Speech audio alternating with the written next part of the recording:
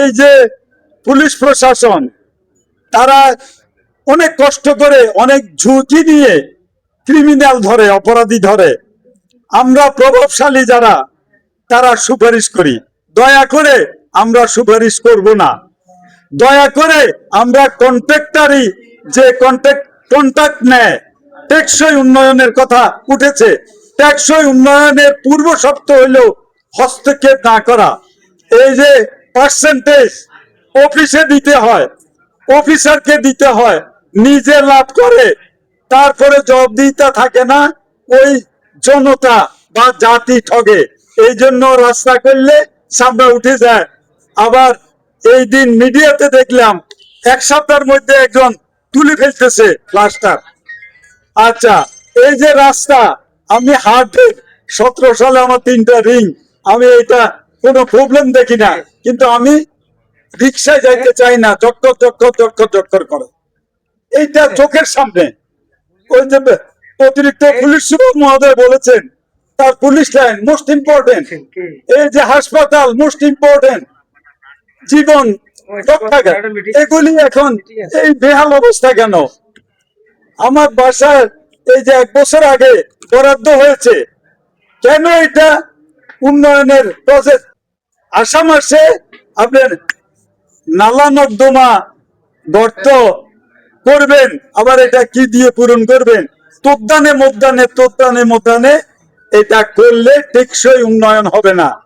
এই যে রুগীরা বসে বসে আলোচনা করলে হবে না, আমাদের নেতারা শুনতে হবে, বুঝতে হবে, অনুধাবন করতে হবে এবং হাই লেভেলে এটা নিয়ে নিঃস্বার্থভাবে সংগ্রাম করতে হবে।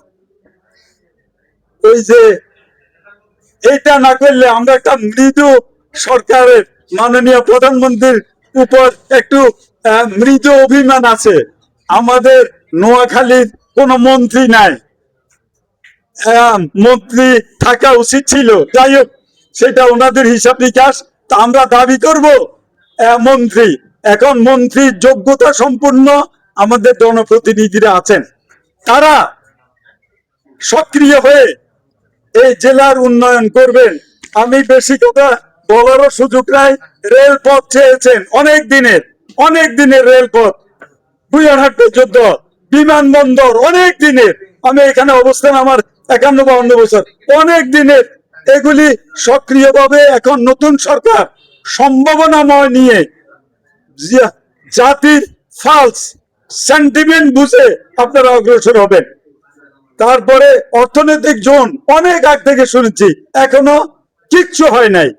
তারপরে কি পর্যটক কেন্দ্র, এটা অপার সম্ভাবনা পর্যটক কেন্দ্র, এটাকে গুছিয়ে গাছিয়ে, অর্থাৎ পূর্ব শর্ত সততা, পূর্ব শর্ত নিষ্ঠা, পূর্ব শর্ত আন্তরিকতা, তারপরে কঠোর পরিশ্রম ইজিক্যাল টু উন্নয়ন, টেকসই জাতি গঠনের।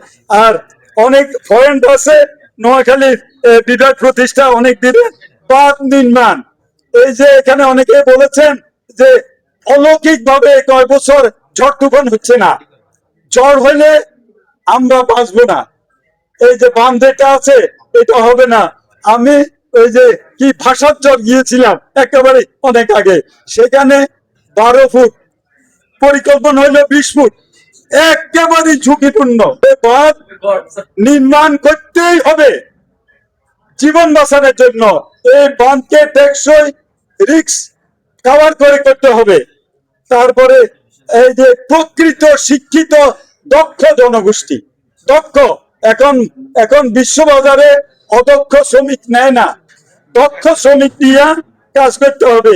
মাদকের কথা বলছেন আপনারা সবাই, নিজেদের এলাকায়, নিজেদের প্রতিষ্ঠানে, নিজেদের শিক্ষা প্রতিষ্ঠানে, অফিসে, আদালতে পদে আপনারা মাদকের বিস্তার রোধে সক্রিয় অংশ নেবেন।